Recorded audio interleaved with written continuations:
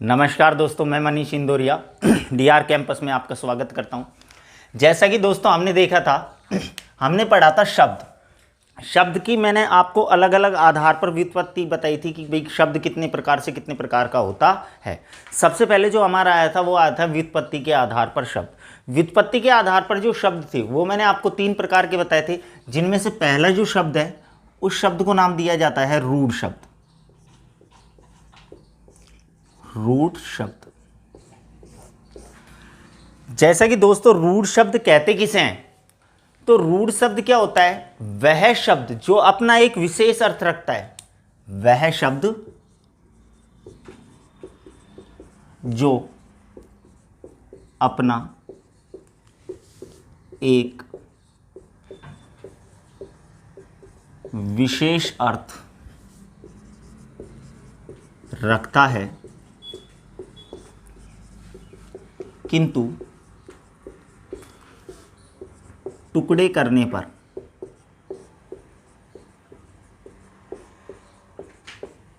निरर्थक बन जाता है।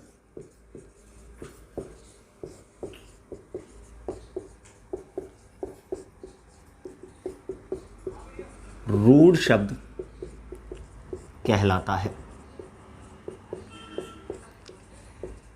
यानी ऐसा शब्द जो अपना एक क्या रखता है, विशेष अर्थ तो रखता है वो अपना, लेकिन जैसे ही आप उसके टुकड़े करेंगे तो वो क्या बन जाता है? निरर्थक, यानी उसका कोई भी अर्थ नहीं होता। ऐसा जो शब्द होता है उसको किस नाम से जाना जाता है? रूढ़ शब्द के नाम से जाना जाता है। जैसे दोस्तों हमने शब्द लिख लिया, हमने शब्द लिख दिया आज। अब आज जो शब्द है ये अपना एक विशेष अर्थ रखता है। आज जो शब्द है ये क्या रखता है? अपना एक विशेष अर्थ रखता है। लेकिन जैसे ही मैं इसके टुकड़े करूंगा तो टुकड़े क्या होंगे? आ और इधर जय। अब ना तो आ का ही कोई अर्थ होता है और ना ही जय का ही कोई अर्थ होता है। यानी कि आज जो शब्द है अपना एक विशेष अर्थ रख रहा था, लेकिन जैसे ही हमने इसके टुकड़े किए, टुकड़े करने पर ये क्या बन जाता है? निरर्थक, यानी इसका कोई भी अर्थ नहीं निकलता। तो आज जो शब्द है कैसा शब्द कहलाएगा? रूढ़ शब्द कहलाएगा। हमने शब्द लिख दिया, मान लीजिए नैन। अगर इसके टुकड़े करें तो या तो आप क्या करेंगे? नयन, या आप क्या कर सकते हैं? नय न। तो नैन जो शब्द है, नैन का मतलब नेत्र, यानी नैन जो शब्द है ये तो अपना एक विशेष अर्थ रखता है, लेकिन जैसे ही आपने इसके टुकड़े किए हैं तो इनका कोई भी अर्थ नहीं निकलता। तो वह शब्द जो अपना क्या रखता है? एक विशेष अर्थ रखता है, लेकिन जैसे ही उसके टुकड़े करते हैं तो उसका कोई भी अर्थ नहीं निकलता। ऐसा जो शब्द होता है दोस्तों किस नाम से जाना जाता है? रूढ़ शब्द के नाम से जाना जाता है। उस शब्द को किस नाम से जानते हैं? रूढ़ शब्द के नाम से जानते हैं। सेकंड जो मैंने आपको बताया था, सेकंड मैंने आपको यौगिक और योग रूढ़ बताए थे। यानी 2 प्रकार के और होते हैं व्युत्पत्ति के आधार पर शब्द। एक को नाम दिया जाता है यौगिक शब्द और एक को नाम दिया जाता है योग रूढ़ शब्द। क्वेश्चन जो दोस्तों पूछा जाता है इन्हीं में से पूछा जाता है, या तो यौगिक में से पूछा जाता है या फिर योग रूढ़ में से पूछा जाता है। या तो ऊपर वो आपको शब्द दे देगा और आपसे पूछा जाएगा शब्द का भेद है, फिर दे देगा रूढ़, यौगिक, योग रूढ़ या कोई नहीं। या फिर ऊपर हो सकता है सीधा आपको ये लिख के देते निम्न में से यौगिक शब्द है, 4 शब्द लिख देगा आपको पहचानना है यौगिक कौन सा है। या निम्न में से योग रूढ़ शब्द है, 4 शब्द लिख देगा, आपको पहचानना है कि योग रूढ़ शब्द कौन सा है। तो इनमें क्या है? काफ़ी समानता है। देखिए यहाँ पर अगर देखें तो यहाँ पर ये यौगिक जो शब्द है किससे मिलकर बना है? योग प्लस इक। योग प्लस इक, एक तो योग है और इक नाम का क्या है इसमें? प्रत्यय। तो योग प्लस इक क्या बनता है? यौगिक। तो शब्द क्या आ रहा है इसमें? यहाँ पर योग। योग का मतलब ही क्या होता है? जोड़ या मेल। जोड़ या मेल। योग का अर्थ ही क्या हो गया? जोड़ या मेल। यहां पर भी देखें तो यहां पर अगर देखते हैं तो एक तो शब्द है योग और एक है रूढ़।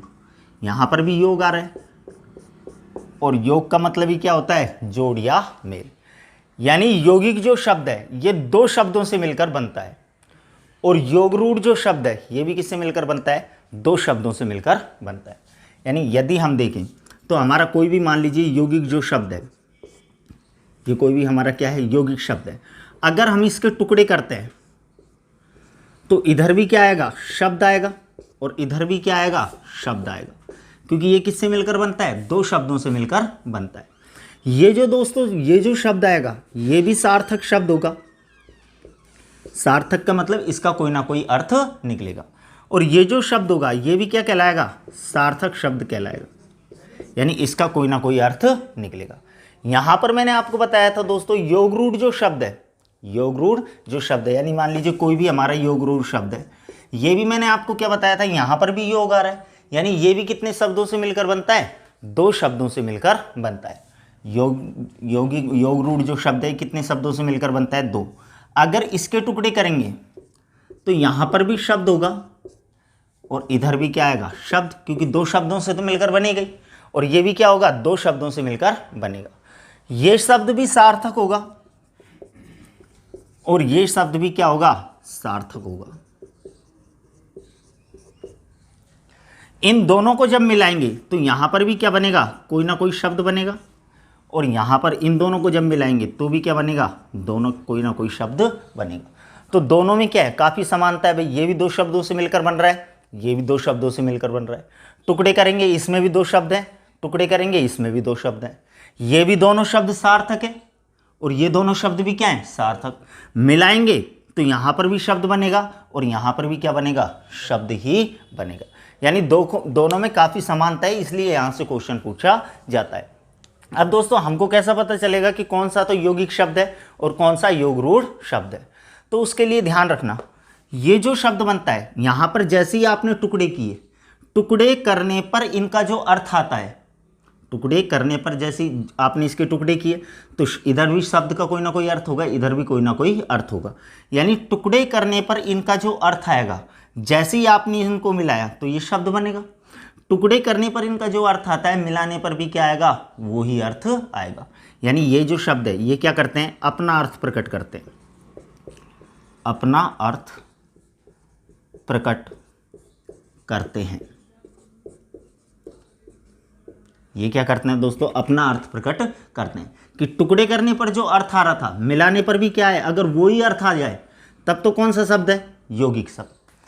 यहां पर क्या होता है, यहां पर आप जब टुकड़े करेंगे तो टुकड़े करने पर जो अर्थ आ रहा था, टुकड़े करने पर, भाई ये दोनों भी सार्थक है तो इनका भी कोई ना कोई अर्थ निकलेगा।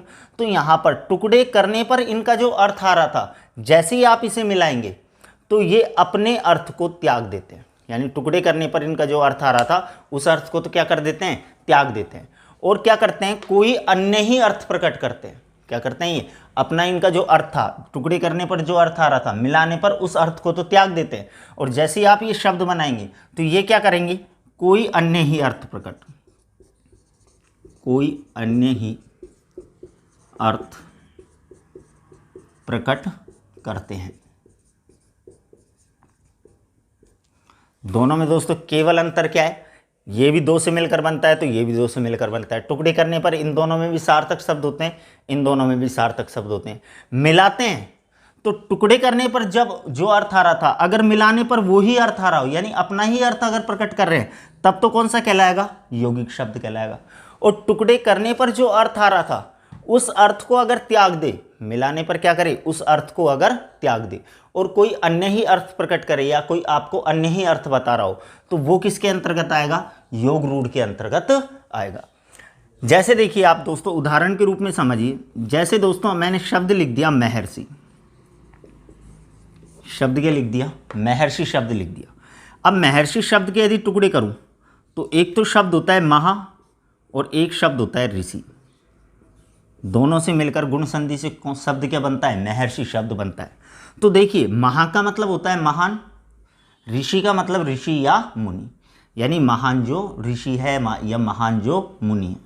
अब ये भी सार्थक आ रहा है, ये भी सार्थक आ रहा है, लेकिन जैसे ही आपने इसको मिलाया तो शब्द क्या बनेगा, महर्षि शब्द बनेगा।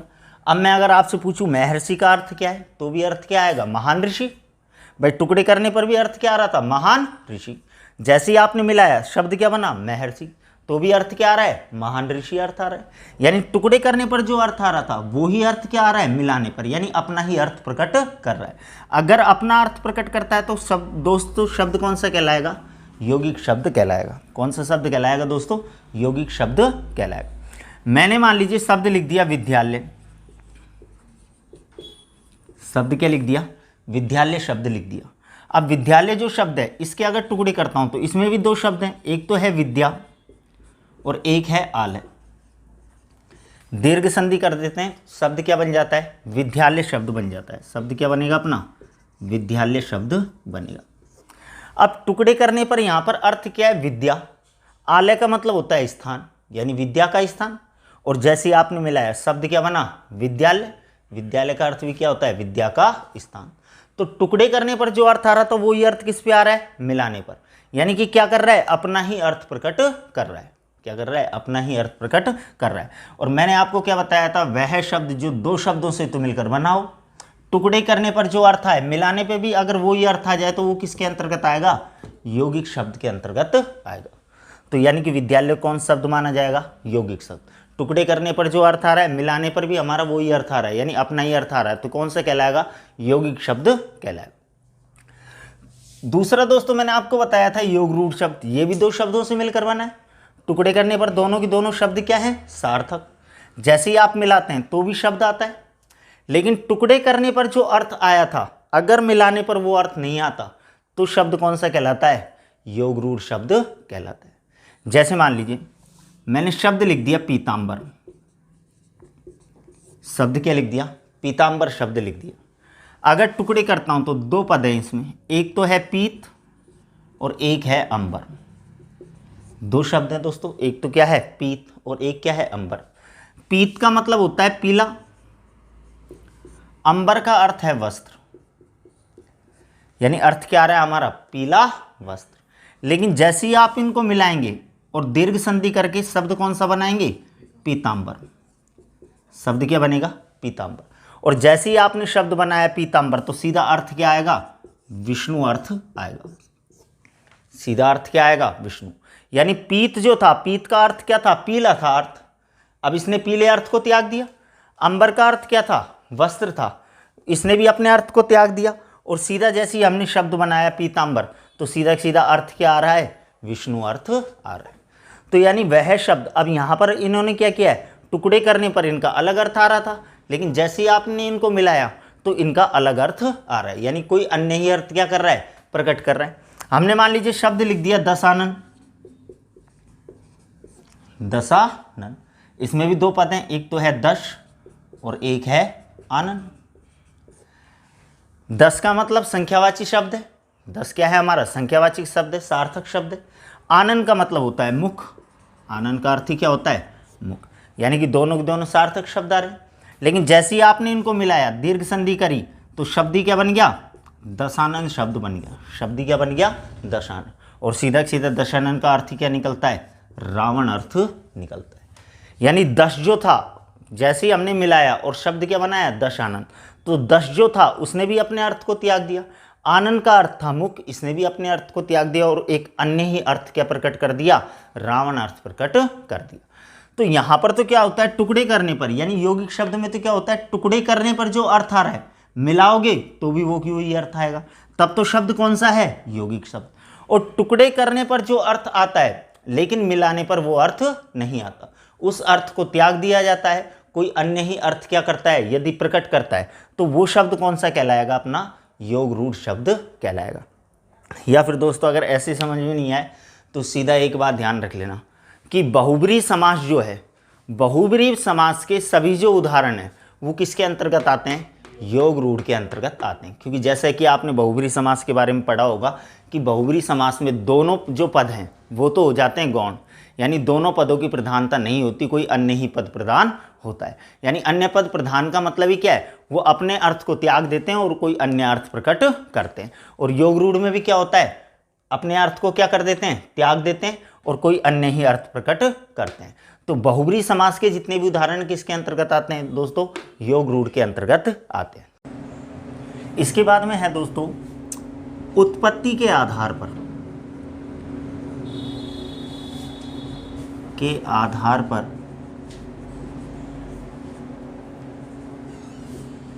शब्द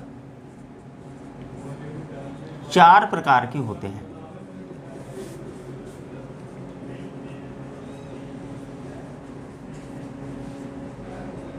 उत्पत्ति के आधार पर शब्द कितने प्रकार के होते हैं, 4 प्रकार के होते हैं। जैसे कि जब मैंने आपको शब्द विवेचन में पढ़ा रहा था तब मैंने आपको बताया था व्युत्पत्ति के आधार पर 3 प्रकार की। इसी प्रकार उत्पत्ति के आधार पर शब्दों की संख्या कितनी मानी जाती है? 4 मानी जाती है। उत्पत्ति का मतलब मैंने आपको बता दिया था कि उत्पत्ति का अर्थ क्या होता है? उत्पन्न। उत्पत्ति का अर्थ क्या होता है? उत्पन्न। यानी हिंदी जो हमारी भाषा है उसमें जो शब्द उत्पन्न हुए हैं वो कितने प्रकार से उत्पन्न हुए हैं। तो हिंदी हमारी जो भाषा है उसमें शब्द कितने प्रकार से उत्पन्न हुए, यानी कितने प्रकार से आए हैं? 4 प्रकार से शब्द आए हैं। सबसे पहला जो है उसको नाम दिया जाता है तत्सम, दूसरे को नाम दिया जाता है तद्भव, तीसरे को नाम दिया जाता है देशज और चौथे को नाम दिया जाता है विदेशी। चौथे को नाम दिया जाता है विदेशी। तो उत्पत्ति के आधार पर जो शब्द है उनको हम शब्दों को, हिंदी के शब्दों को कितने भागों में बांट सकते हैं? 4 भागों में बांट सकते हैं। पहला होता है तत्सम, दूसरा तद्भव, तीसरा देशज और चौथा विदेशी। सबसे पहले बात करते हैं हम तत्सम शब्द की। तत्सम शब्द होते क्या हैं? तो देखें अगर इसमें, तो तत्सम जो शब्द है इसमें 2 शब्द दिए हुए हैं या 2 पद दिए हुए हैं। एक तो है हमारा तत् और एक है हमारा सम। एक है हमारा तत् और एक है हमारा सम। तत् अगर देखें तो तत् का अर्थ होता है उसके। तत् का अर्थ क्या होता है? उसके। सम का अर्थ होता है समान। सम का अर्थ क्या होता है? समान। उसके समान। उसके समान। यहाँ पर उसका अगर अर्थ देखिए कि उसका अर्थ क्या है, तो दोस्तों यहाँ पर उसका अर्थ है संस्कृत। उसका अर्थ ही क्या है? संस्कृत। यानी उसका अर्थ ही यहाँ पर क्या लेंगे? संस्कृत। तो अर्थ क्या हो जाएगा? संस्कृत के समान। यानी वह शब्द जो संस्कृत के समान किस में आते हैं? हिंदी में आते हैं। कौन से शब्द कहलाते हैं? तत्सम शब्द कहलाते हैं।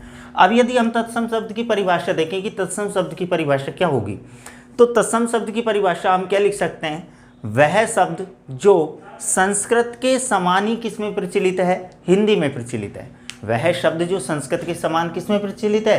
हिंदी में प्रचलित है, वह तत्सम शब्द कहलाता है। वो कौन सा शब्द कहलाएगा दोस्तों? तत्सम शब्द कहलाएगा। अब बात करें यदि हम तत्सम की, जैसे हमने बताया आपको, तो तत्सम में अगर हम देखें तो संस्कृत के समान ही जो शब्द किस में है? हिंदी में। जैसे मान लीजिए मैंने शब्द लिख दिया सूर्य। शब्द क्या लिख दिया हमने? सूर्य। अब सूर्य जो शब्द है संस्कृत में भी सूर्य लिखा जाता है और हिंदी में भी क्या लिखा जाता है? सूर्य ही लिखा जाता है। तो संस्कृत में भी हम सूर्य लिखते हैं और उसी के समान किस में लिख रहे हैं? हिंदी में भी सूर्य लिख रहे हैं। और संस्कृत के समान जो हिंदी में प्रचलित है वो कौन सा शब्द है? तत्सम। यानी सूर्य हमारा जो शब्द है कैसा शब्द कहलाएगा? तत्सम शब्द कहलाएगा। हमने शब्द लिख दिया अग्नि। हमने शब्द लिख दिया अग्नि। अब अग्नि जो शब्द है संस्कृत में भी अग्नि लिखा जाता है और हिंदी में भी क्या लिखा जाता है? अग्नि ही लिखा जाता है। यानी संस्कृत के समान किस में प्रचलित है? हिंदी में। और संस्कृत के समान जो हिंदी में प्रचलित है वो शब्द कौन सा है? तत्सम। तो अग्नि हमारा कौन सा शब्द कहलाएगा? तत्सम शब्द कहलाएगा। हमने मान लीजिए शब्द लिख दिया कर्म। शब्द हमने लिख दिया कर्म। अब संस्कृत में भी हम कर्म लिखते हैं और हिंदी में भी क्या लिख देते हैं? कर्म लिख देते हैं। तो यानी संस्कृत के समान ही किस में प्रचलित है? हिंदी में प्रचलित है। और संस्कृत के समान जो शब्द हिंदी में प्रचलित है वो शब्द ही कौन सा है? तत्सम। तो कर्म शब्द हमारा कौन सा कहलाएगा? तत्सम शब्द कहलाएगा। हमने मान लीजिए शब्द लिख दिया क्षेत्र। शब्द हमने लिख दिया क्षेत्र। अब संस्कृत में भी हम क्षेत्र लिखते हैं और हिंदी में भी हम क्या लिख देते हैं? क्षेत्र लिख देते हैं। तो संस्कृत के समान ही किस में प्रचलन में आ रहा है? हिंदी के प्रचलन में आ रहा है। और जो संस्कृत के समान ही किसके प्रचलन में आ जाए या किस में प्रचलित हो जाए? हिंदी में प्रचलित हो जाए, वो जो शब्द होता है उस शब्द को किस नाम से जानते हैं? हम तत्सम शब्द के नाम से जानते हैं। यानी ऐसा शब्द जो जिस हिसाब से या जिस प्रकार संस्कृत में लिखा जाता है उसी प्रकार किस में लिखा जाए? हिंदी में लिखा जाए, उसको हम किस नाम से जानते हैं? तत्सम शब्द के नाम से जानते हैं। दूसरा आता है तद्भव शब्द। तद्भव जो शब्द है इसमें भी 2 पद हैं, एक है तद और एक है भव। इसमें भी दोस्तों 2 पद हैं, एक है तद और एक है भव। तद जो है, तद का अर्थ होता है उससे। तद का अर्थ क्या होता है? उससे। और भव का अर्थ होता है उत्पन्न। भव का अर्थ ही क्या है? उत्पन्न। यानी उससे उत्पन्न। और उसका अर्थ हम जानते हैं, उसका अर्थ हमने क्या लिया था? संस्कृत। यानी संस्कृत से उत्पन्न। संस्कृत से का मतलब संस्कृत के शब्दों से जो शब्द उत्पन्न होते हैं, संस्कृत के शब्दों से जो शब्द उत्पन्न होते हैं वो क्या है, तद्भव शब्द है। अगर हम इनकी परिभाषा देखें तो आपको पता है संस्कृत के शब्दों का मतलब ही क्या है, तत्सम शब्द। तो आप चाहे ये बोल सकते हो संस्कृत के शब्दों से या फिर तत्सम शब्दों से, संस्कृत के शब्दों से या तत्सम शब्दों से जो शब्द उत्पन्न होते हैं उन शब्दों को किस नाम से जाना जाता है, तद्भव शब्द के नाम से जाना जाता है, या वे तद्भव शब्द कहलाते हैं। ये क्या हो जाएगी हमारी परिभाषा। तो चाहे संस्कृत के शब्द से बोल लो या फिर तत्सम, क्योंकि तत्सम का अर्थ ही क्या है, संस्कृत का शब्द। तो संस्कृत के शब्दों से या तत्सम शब्दों से जो शब्द उत्पन्न होगा वो क्या कहलाएगा, हमारा तद्भव शब्द कहलाएगा। जैसे मान लीजिए हमारा सूर्य है, हम सूर्य की जगह क्या लिख देते हैं, सूरज लिख देते हैं। सूर्य की जगह हमने क्या लिख दिया, सूरज। अब ये जो सूरज शब्द है, ये संस्कृत में आप सूरज लिख सकते हैं क्या, संस्कृत में सूरज नहीं लिख सकते। संस्कृत में सूर्य लिखा जाएगा और हिंदी में भी सूर्य लिख सकते हैं, तो ये तो हो गया तत्सम। अब सूरज जो है आप हिंदी में तो सूरज लिख सकते हैं लेकिन संस्कृत में सूरज नहीं लिख सकते। और ये जो सूरज शब्द है ये उत्पन्न किससे हुआ है, सूर्य शब्द से ही तो बना है, या सूर्य शब्द से ही तो उत्पन्न हुआ है। और मैंने आपको बताया था संस्कृत के शब्द या तत्सम शब्दों से जो शब्द उत्पन्न होंगे वो क्या कहलाएंगे, तद्भव शब्द। तो सूरज हमारा कौन सा शब्द कहलाएगा, तद्भव शब्द कहलाएगा। हमारा अग्नि शब्द है, अग्नि से हम शब्द उत्पन्न कर देते हैं आग। शब्द क्या उत्पन्न कर देते हैं, आग शब्द उत्पन्न कर देते हैं। अब यदि हम यहां देखते हैं तो आग जो शब्द है, आग जो शब्द है वो किससे उत्पन्न हुआ है, अग्नि शब्द से। अब अग्नि तो किसका है, संस्कृत का। अब अग्नि शब्द का संस्कृत में प्रयोग कर सकते हैं, हिंदी में प्रयोग कर सकते हैं, इसलिए ये तो क्या है, तत्सम। लेकिन आग जो शब्द है इसका आप हिंदी में तो प्रयोग कर सकते हैं लेकिन संस्कृत में प्रयोग नहीं कर सकते। और मैंने आपको यही बताया था कि जिसका आप हिंदी में प्रयोग कर सकते हैं लेकिन संस्कृत में प्रयोग नहीं कर सकते वो क्या कहलाएगा, तद्भव शब्द कहलाएगा। तो आग यहाँ क्या हो जाएगा, तद्भव शब्द, क्योंकि आग जो शब्द है किससे बना है, अग्नि शब्द से बना है। किससे बना है दोस्तों, अग्नि शब्द से बना है। तो आग क्या कहलाएगा, हमारा तद्भव शब्द कहलाएगा। इसी प्रकार हमारा कर्म शब्द है, लेकिन कर्म से हम शब्द बना देते हैं काम। कर्म से हम शब्द क्या बना देते हैं, काम। जैसे कि हम बोल भी देते हैं कि यार ये मेरा कर्म है या ये मेरा काम है। भाई जो भी आपका काम है वही आपका क्या है, कर्म है। तो आप या तो ये बोल दो ये मेरा कर्म है, या क्या बोल दो, काम है। तो दोनों का अर्थ तो एक ही है, लेकिन काम जो शब्द है ये बना तो कर्म शब्द से ही है, यानी संस्कृत के शब्द से उत्पन्न हुआ है, तो कौन सा है, तद्भव। लेकिन काम जो शब्द है इसका प्रयोग आप संस्कृत में नहीं कर सकते, केवल हिंदी में ही कर सकते हो। जबकि कर्म जो शब्द है इसका प्रयोग संस्कृत में भी किया जाता है और हिंदी में भी किया जाता है, और संस्कृत हिंदी दोनों में प्रयोग होता है। तो शब्द कौन सा होता है, तत्सम शब्द। और केवल हिंदी में ही प्रयोग में लिया जाता है तो कौन सा है वो, तद्भव शब्द। इसी प्रकार क्षेत्र है, क्षेत्र शब्द से हम शब्द बना देते हैं खेत। क्षेत्र शब्द से हमने शब्द क्या बना दिया, खेत। अब क्षेत्र से जो शब्द है इसका प्रयोग संस्कृत हिंदी दोनों में है, तो ये तो हो गया तत्सम। लेकिन खेत जो शब्द है ये किससे उत्पन्न हुआ है, क्षेत्र शब्द से उत्पन्न हुआ है। क्षेत्र का मतलब ही क्या है, कोई हम क्षेत्रफल निश्चित कर देते हैं, कोई क्षेत्र विशेष बना देते हैं, उसको क्षेत्र बोला जाता है। इसी प्रकार हम खेत में भी क्या करते हैं, हमारा जो खेत होता है उसको क्या कर देते हैं, निश्चित उसका क्षेत्र बना देते हैं, तो उसको भी क्या बोला जाता है। अब ये जो खेत है ये किससे उत्पन्न हुआ है, क्षेत्र से, तो ये किसके अंतर्गत आएगा, तद्भव शब्द के अंतर्गत आएगा। सीधा सा मैं आपको यदि बताऊं दोस्तों, अगर तत्सम और तद्भव दोनों में अगर अंतर देखना है तो आपको केवल एक ही चीज़ पर आप ध्यान देना। ऐसा शब्द जो संस्कृत में भी लिखा जाता है और हिंदी में भी लिखा जाता है वो तो है तत्सम, वो तो कौन सा शब्द है, तत्सम। और जो शब्द केवल हिंदी में ही लिखा जाता हो संस्कृत में आप उसको नहीं लिख सकते, यानी उसका प्रयोग आप हिंदी में ही कर सकते हैं, संस्कृत में आप उसका प्रयोग नहीं कर सकते, वो कौन सा है, तद्भव। दोनों में ये अंतर है, तत्सम और तद्भव में। संस्कृत और हिंदी दोनों में है, यानी कि यहाँ पर अगर देखें तो अगर संस्कृत में भी है और किस में भी है, हिंदी में भी है, तब तो कौन सा है, तत्सम। और केवल किस में है, हिंदी में ही है, केवल किस में है, हिंदी में ही है, संस्कृत में नहीं है, तो शब्द कौन सा है, हमारा तद्भव शब्द है। दोनों में आप इस प्रकार से अंतर कर सकते हैं। तीसरा जो हमारा शब्द आता है, तीसरे शब्द को हम नाम देते हैं देशज शब्द। इसमें भी दो पद हैं, एक है देश और एक है जय। इसमें भी कितने पद हैं हमारे, दो पद हैं, एक है देश और एक है जय। देश जो है, देश का अर्थ होता है क्षेत्र विशेष, क्षेत्र विशेष।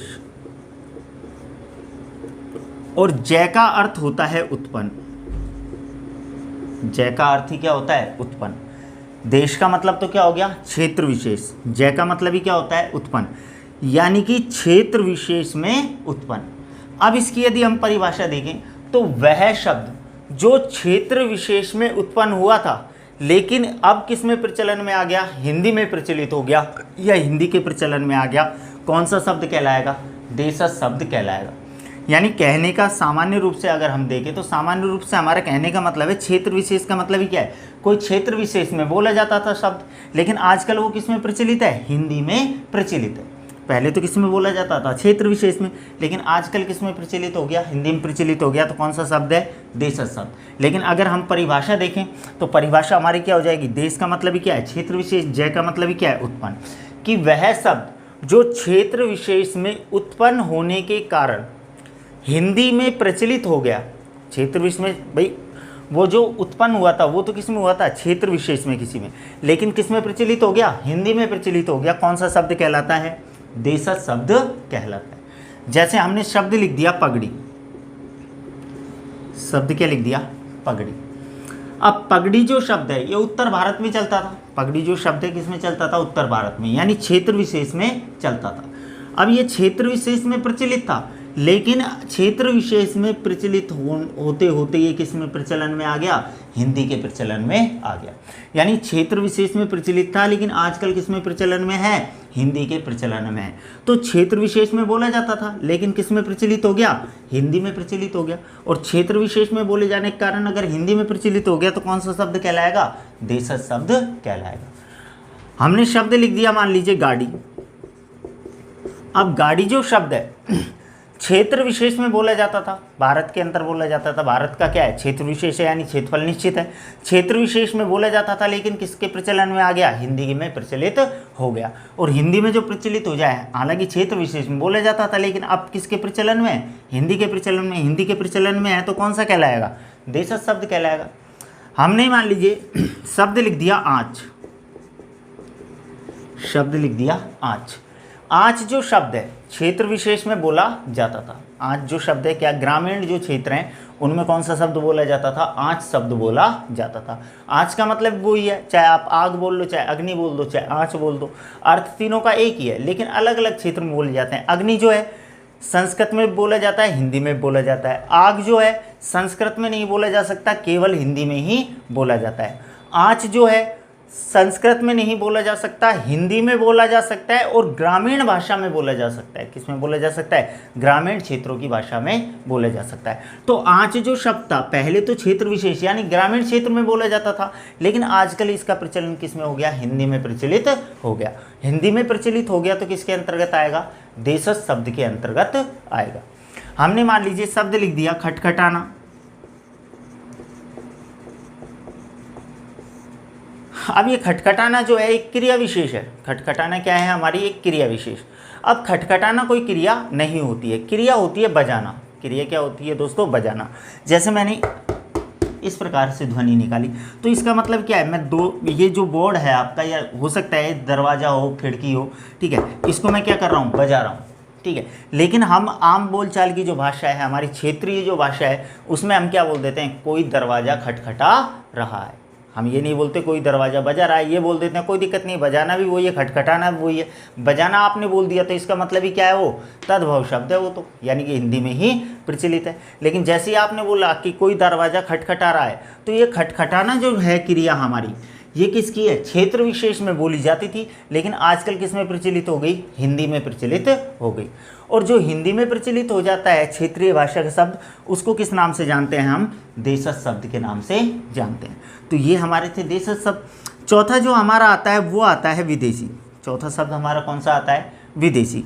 यानी हिंदी में और कितने प्रकार, मैंने आपको बताया, और शब्द जो आए हिंदी में कहाँ से आए? तो कहाँ से आए? विदेशों से आए।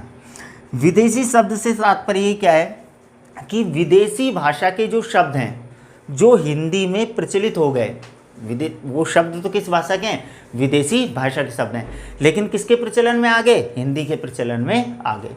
उन शब्दों को किस नाम से जाना जाता है? विदेशी शब्दों के नाम से जाना जाता है।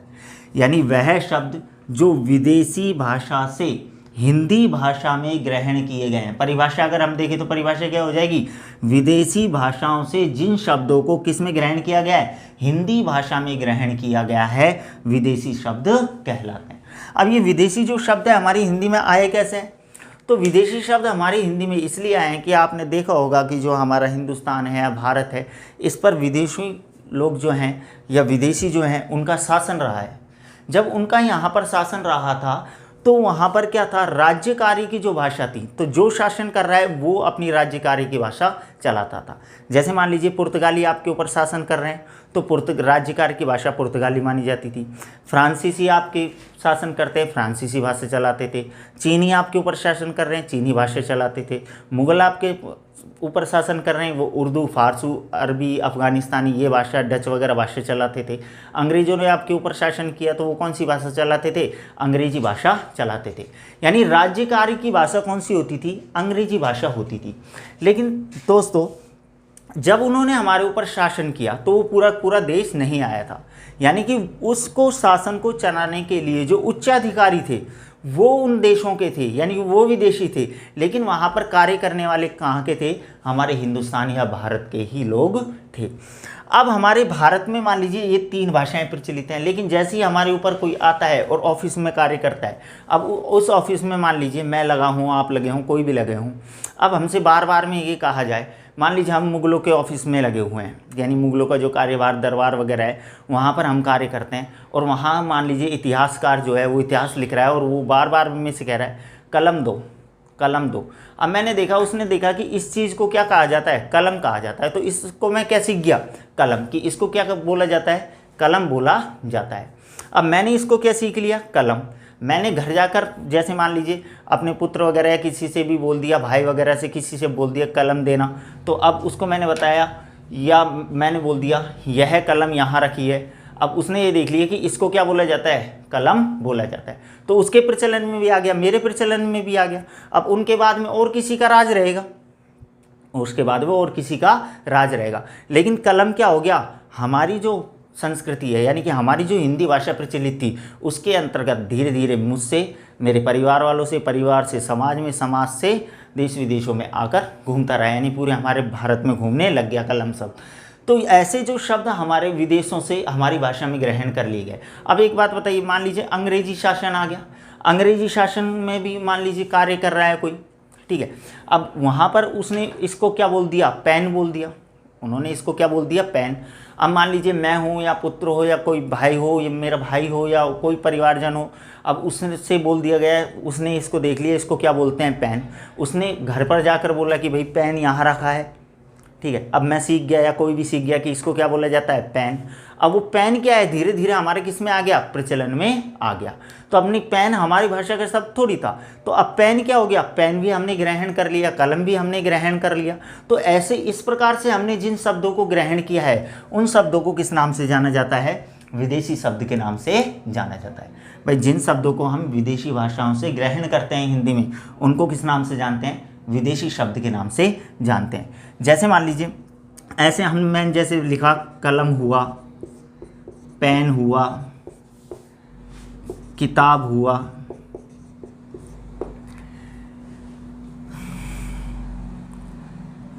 जमीन हुआ, ठीक है, हमने लिख दिया चाय हुआ, तूफान हुआ, बम हुआ, चाकू हुआ, तोप हुआ, जमींदार हुआ,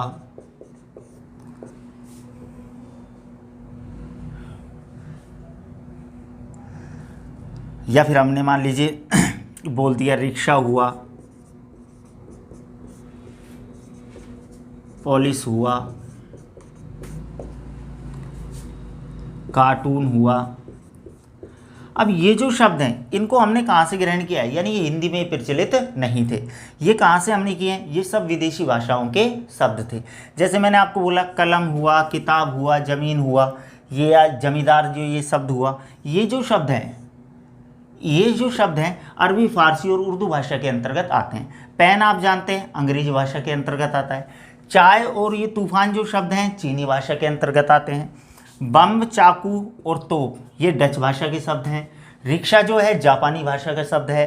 पॉलिस और कार्टून पुर्तगाली भाषा के शब्द हैं। यानी कि इनको हमने, हमारी हिंदी के शब्द नहीं थे फिर भी हमने इनको क्या किया है, ग्रहण किया है। जैसे कि मैं आपको उदाहरण दे रहा था जब मैंने आपको बताया था विदेशी शब्दों को हमने किस प्रकार ग्रहण किया है। जैसे मुगलों का शासन था तब हमने किसको ग्रहण किया, कलम को। अंग्रेजों का शासन आया, हमने किसको ग्रहण कर लिया, पेन को। लेकिन जब इनका शासन नहीं था तो हमारा जो शब्द होता है, हिंदी का जो शब्द होता है वो तो लेखनी शब्द होता है। हिंदी का शब्द कौन सा होता है, लेखनी शब्द होता है, जो हिंदी और संस्कृत दोनों में ही चलता है। अब हम लेखनी शब्द को अगर देखें तो आप एक बात बताइए, आप किसी भी दुकान पर चल जाइए और आप वहाँ पर जाके बोल दीजिए 5 रुपये वाली लेखनी दे दे, तो दुकानदार चाहे पढ़ा हुआ हो चाहे नहीं पढ़ा हुआ हो वो आपसे सीधा बोलेगा कि लेखनी नहीं है, क्योंकि उसको पता ही नहीं है लेखनी किसको कहते हैं। आप इसी प्रकार से किसी दुकानदार के पास जाइए और उसी दुकानदार के पास किसी अन्य छात्र को भेजिए और उससे जाके बोल दीजिए 5 रुपये का पेन दे दे, वो तुरंत आपको 5 रुपये का पेन निकाल के दे देगा। जबकि आपसे उसने क्या बोल दिया था, नहीं है। क्यों? क्योंकि वो समझा ही नहीं लेखनी कि लेखनी क्या चीज़ है। तो अब ये तो क्या हो गया हमारा हिंदी भाषा का, और ये कौन सा शब्द हो गए, विदेशी शब्द। जबकि हमारे प्रचलन में क्या है आजकल, पेन ही तो है प्रचलन में, तो ये कौन सा शब्द है, विदेशी। लेकिन हिंदी ने क्या कर लिया, इसको ग्रहण कर लिया और हिंदी में क्या है आजकल प्रचलित है। तो ऐसे शब्द जो क्या हैं, विदेशी भाषाओं से ग्रहण किए गए हैं और किस में प्रचलन में आ गए, हिंदी में प्रचलित हो गए, उन शब्दों को किस नाम से जाना जाता है, विदेशी शब्द के नाम से जाना जाता है। तो उत्पत्ति के आधार पर हमारे 4 प्रकार के शब्द होते हैं। पहला होता है तत्सम, यानी कि जो शब्द संस्कृत और हिंदी दोनों में एक समान होता है वो कौन सा होता है, तत्सम शब्द। दूसरा होता है तद्भव, यानी कि जो संस्कृत से उत्पन्न होगा, यानी कि संस्कृत में तो चलेगा नहीं, केवल किस में चलेगा, हिंदी में चलेगा, वो कौन सा होता है, तद्भव शब्द। तीसरा होता है देशज, यानी कि हमारे क्षेत्र विशेष में, ग्रामीण इलाकों में या क्षेत्र विशेष में जो शब्द बोले जाते हैं वो कौन से शब्द होते हैं, देशज शब्द। और चौथे होते हैं हमारे विदेशी, यानी कि हिंदी में ना तो हमारे संस्कृत से उत्पन्न है, ना ही हिंदी से लिया गया है, ना ही संस्कृत से लिया गया है, ना ही हमारे क्षेत्र विशेष में उत्पन्न हुआ है, बल्कि हमारे ऊपर जिन्होंने शासन किया उनकी भाषा से हमने जिन शब्दों को ग्रहण किया है वो शब्द कौन से हो गए, विदेशी शब्द हो गए। तो इस प्रकार दोस्तों हमारे यहाँ उत्पत्ति के आधार पर जो शब्द हैं वो कितने प्रकार के हैं, 4 प्रकार के। ये टॉपिक संपन्न होता है। कल से हम अपना नया टॉपिक स्टार्ट करेंगे इससे आगे। धन्यवाद।